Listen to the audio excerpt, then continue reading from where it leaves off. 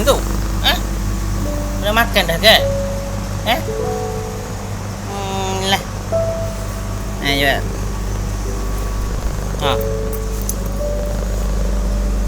Tiga. Ya. 4. 5. 6.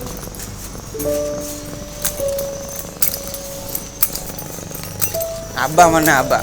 Tak nampak abang kita ni. Adik. Ya Allah.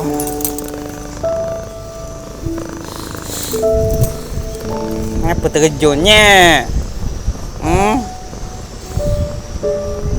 Kau letak atas supaya takut kau kena langgar macam saudara kau yang kemarin tu. Habis hancur kaki. Duduk kat atas dulu ya. Kejap je.